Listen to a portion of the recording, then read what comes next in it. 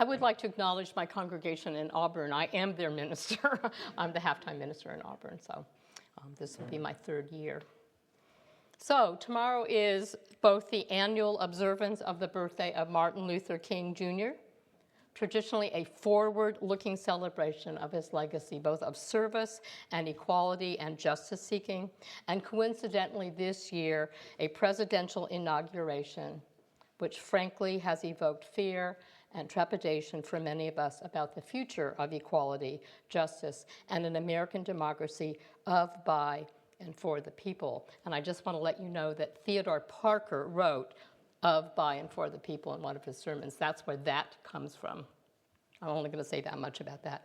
I'm talking this morning, the day after what turned out to be, unfortunately, a pretty modest women's march, people's march in Washington, D.C., though it was attended by many women in Georgia, including Monica Simpson, who's the executive director of Sister Song, a reproductive justice organization that partnered very heavily with the UU Women's Federation and the UUA to draw our attention and focus on reproductive justice. So yesterday, women on the mall, where it wasn't too cold for them yesterday, talked about health care, talked about housing, and especially talked about reproductive justice. I don't want to lose the fact that 50,000 women yesterday marched, and there was almost no attention paid at all, but it did happen.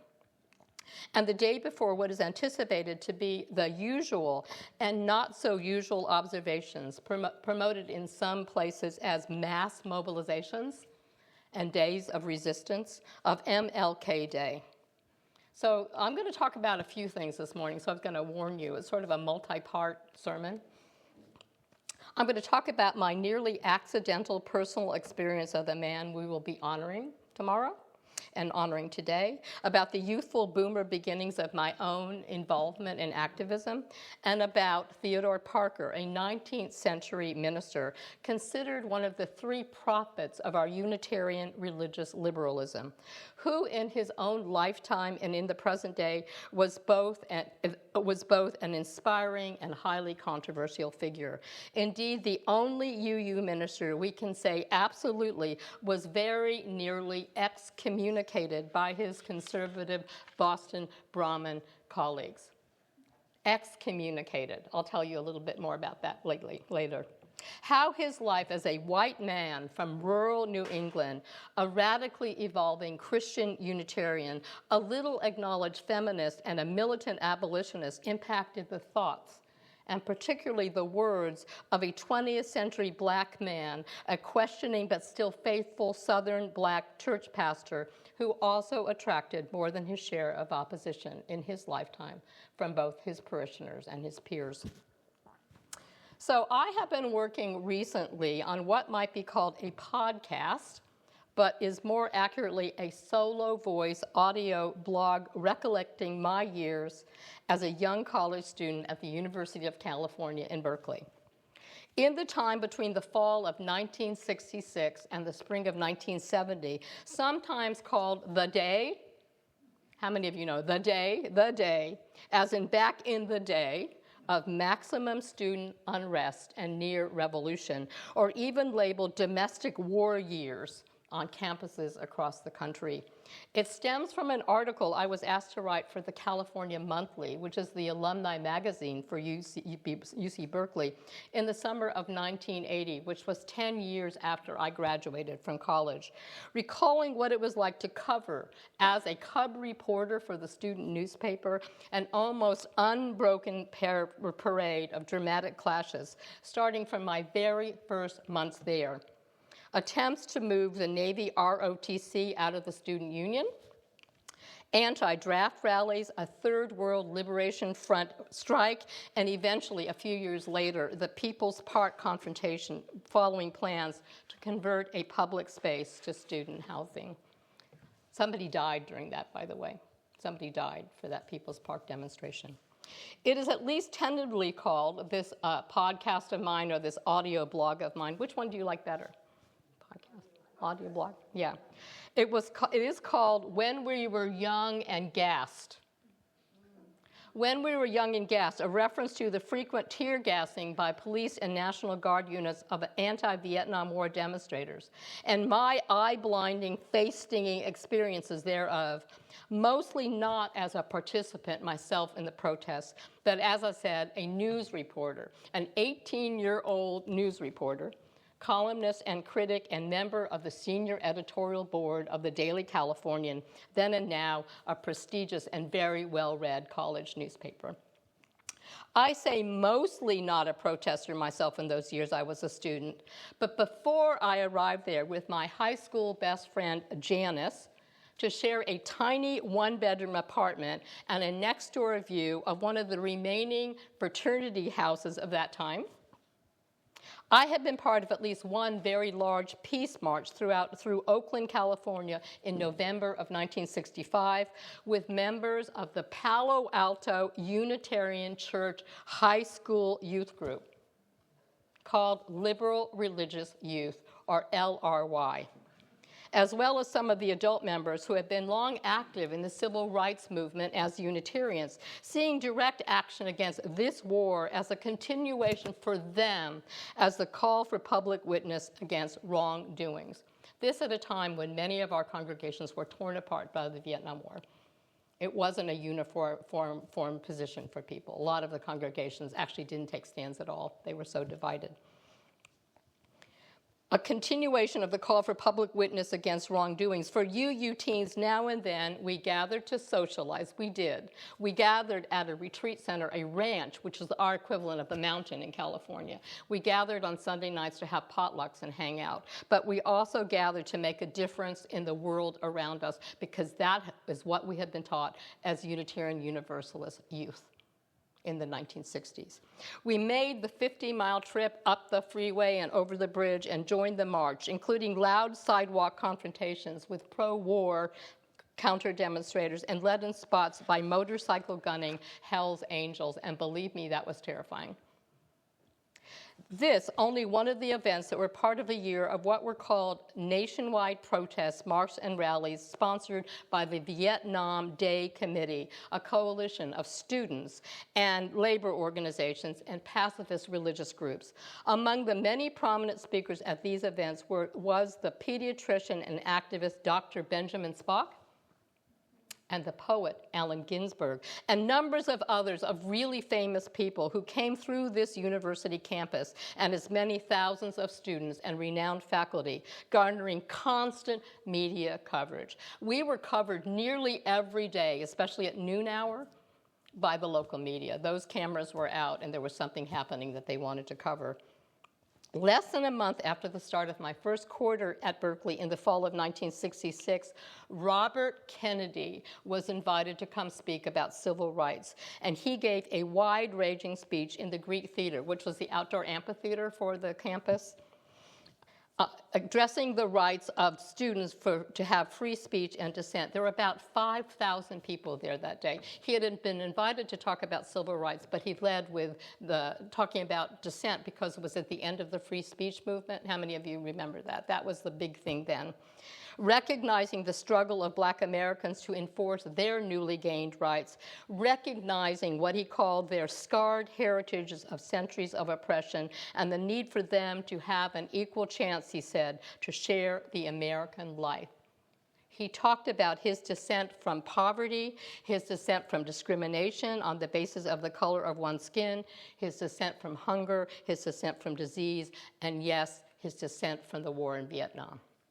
It was the following May when I almost literally ran into Martin Luther King's entourage on Sproul Plaza, where so many fiery and, let's say it, not so fiery speeches were delivered and many clashes were held. I had been working on the paper in the student offices that day in a building near the plaza, and I was either taking a break from working on the paper or maybe deciding to show up at an intro to journalism class that day in Sproul Hall when I saw the growing noontime crowd. And then I spotted Martin Luther King Jr., shorter than I would have ever thought, just a few yards away from me.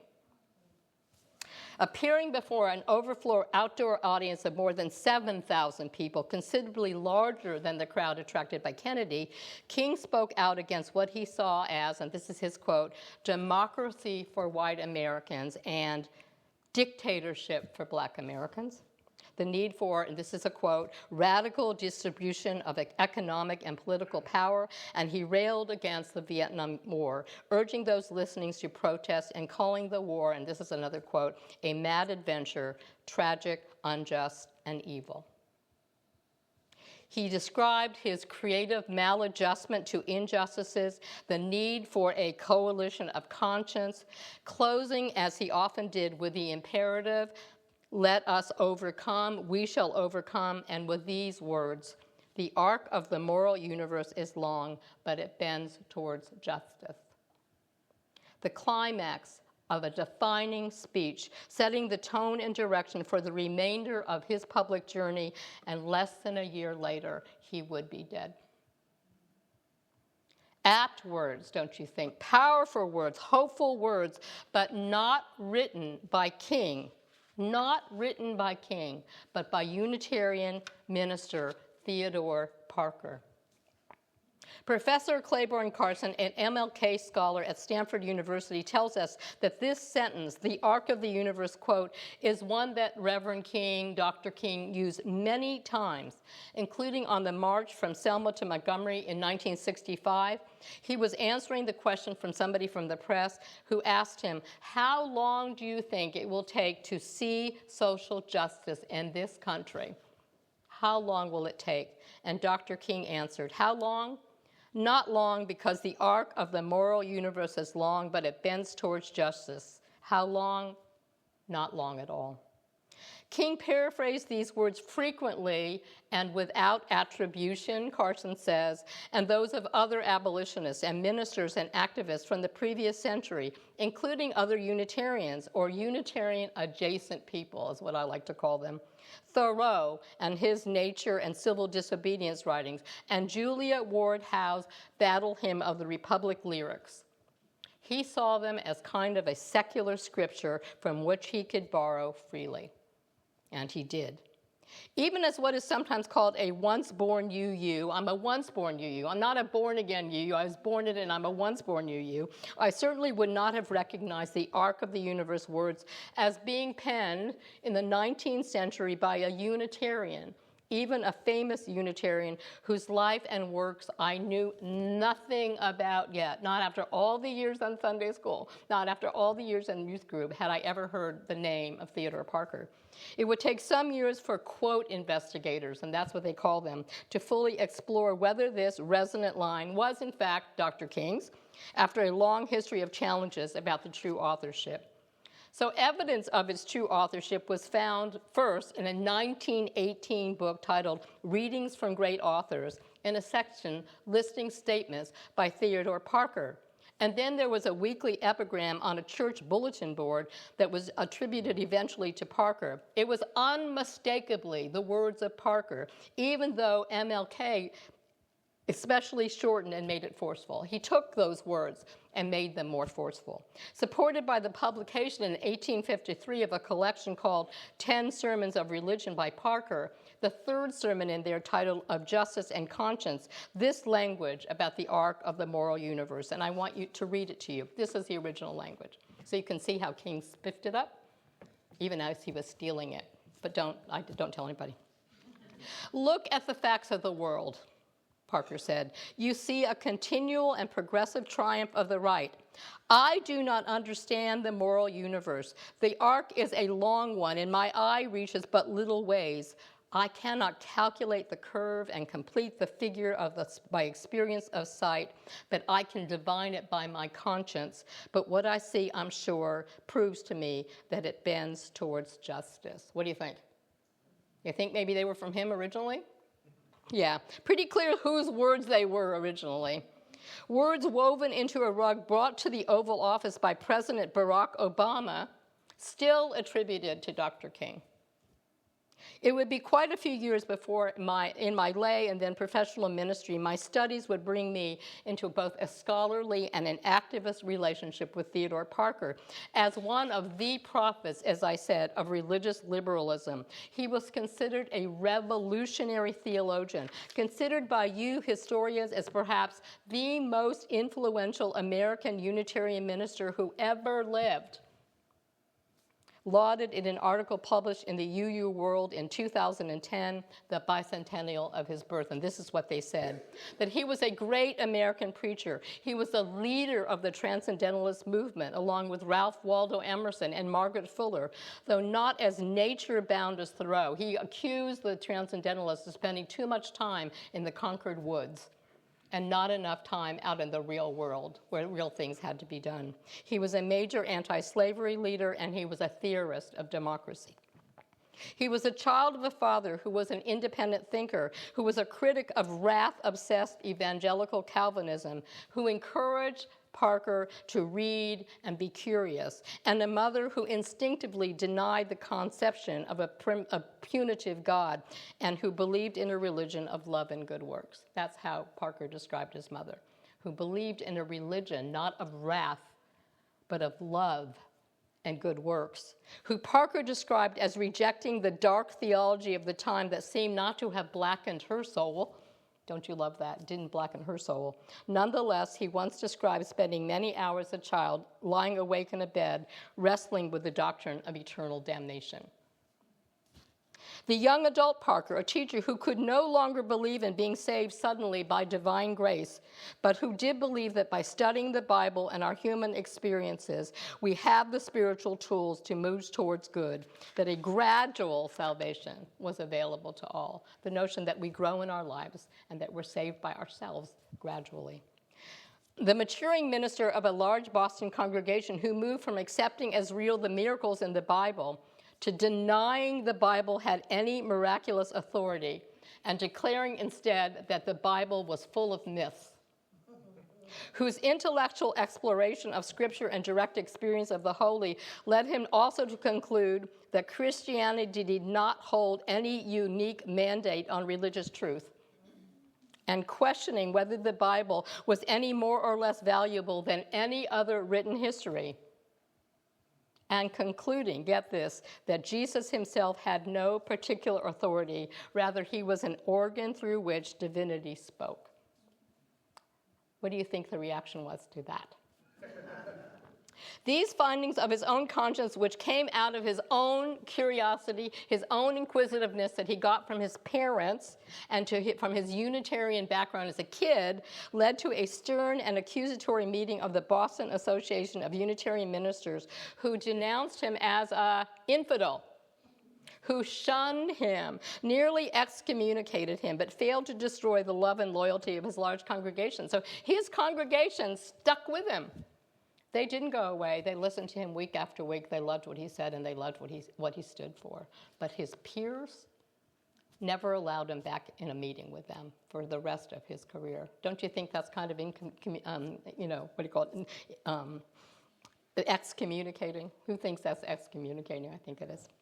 Having been since a child committed to both reforming the church and reforming society, Parker frequently turned his ministerial attention outside the walls of his congregation.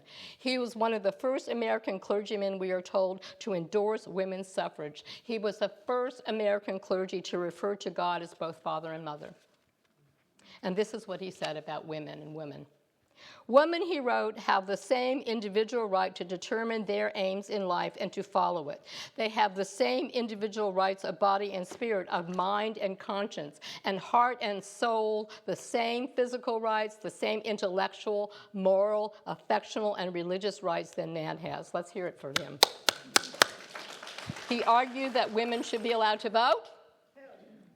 Okay, let's hear it for that. And to become doctors, lawyers, and yes, even ministers. And it was almost 100 years before a Unitarian woman got to be a minister after that. But he believed in it. He became the intellectual leader of the anti-slavery movement, one of the most militant leaders of the abolitionist movement, including his adamant support of John Brown, opposed the pro-slavery Mexican War, and headed the Boston movement to rescue fugitive slaves. Peace and temperance, education, the condition of women, penal legislation, the moral and mental destitution of the rich is how we called them, the physical destitution of the poor. Almost all of the reform movements of the time were grist for his reformist preaching mill and his public witness. The profile of him at the Boston African American National Site notes that as his theological infamy grew, so did his interest and involvement in causes, including his anti-slavery work. But, and you know there's always a but in my sermons, but also disclosed that while he wanted to end slavery like many white abolitionists, he maintained white supremacist beliefs that questioned the possibility of racial equality. As Unitarian Universalist Parker scholar Jim Kelly observes, Parker was influenced by the racial science of his era, which supported the superiority of the Caucasian race, while conversely, he also believed that everyone, including enslaved Africans, had human dignity. So there's the paradox. He was a white supremacist, and I don't want to read you what he said. But he also fought fiercely against enslavement of African Americans.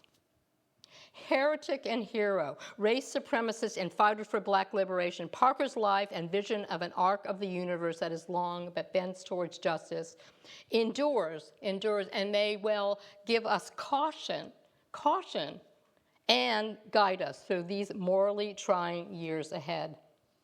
So what does it mean to bend towards justice? So Parker believed that it was only the purview of a grace-bestowing, loving God. In other words, God got to decide when justice happened. King believed that justice is going to happen no matter what, that we can just assume that the arc of the world will bend towards justice. Former Attorney General Eric Holder, who tells us that righteous arc bending will only happen if people like you put your hands on that arc and pull it towards justice, is more what I believe. That we can't count on it happening without us, that we have to bend the arc of justice through our own work. May it be so this King Weekend and beyond.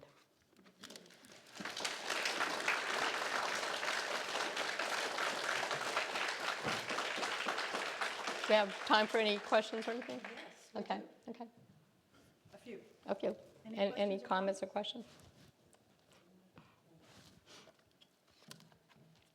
I have a question. Mm-hmm. My mic's disappeared. Is this one on? No. Anyway, I really like the term UU or Unitarian adjacent. I may use that. I think, would you apply that term to MLK, to Dr. King? Okay, so I used to give a sermon called MLK's Church, where I made the case that he went to Boston University as a theology student. He studied Henry Wyman, who was a Unitarian process theologian. He was so influenced, and I said it and greatly offended black people in the pews.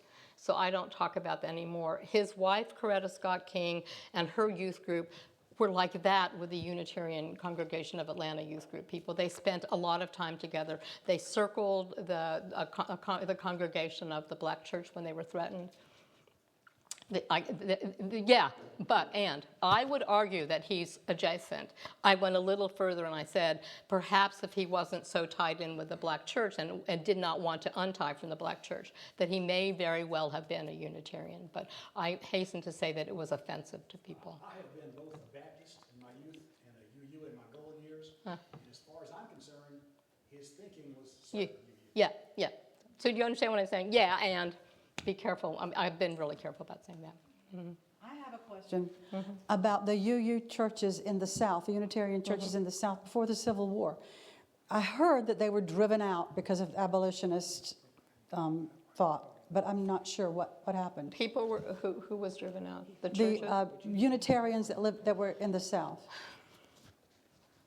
I don't know too much about before the Civil War. Like the Atlanta congregation was like in the 1880s.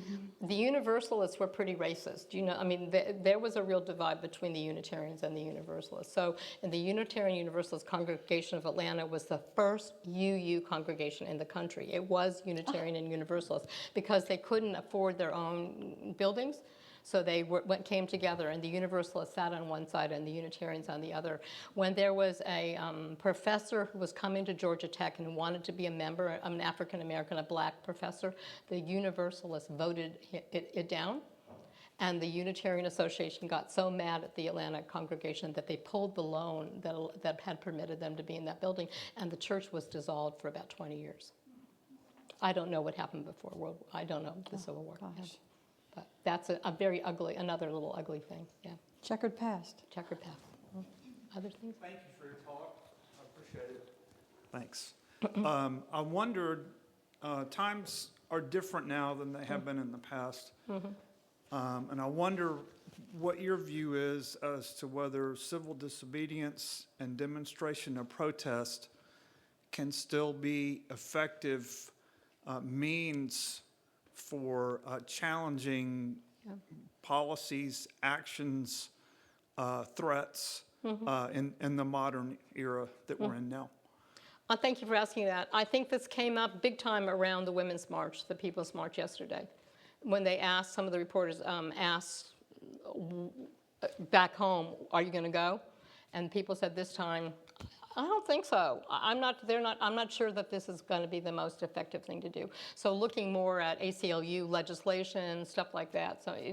But yeah, there's been a definite pullback from thinking that large-scale demonstrations are going to do it. The march was literally not covered. I looked before I left. It wasn't covered in the New York Times. It wasn't covered in the Constitution. It wasn't covered on CNN. I mean, even 50,000 people at a march before the inauguration during King Day weekend seemed significant, but it isn't being, I don't think they're being taken as seriously anymore. We're looking for something else. I mean, it feels good to march. It always feels good to march, but whether it's going to have any impact, I don't know.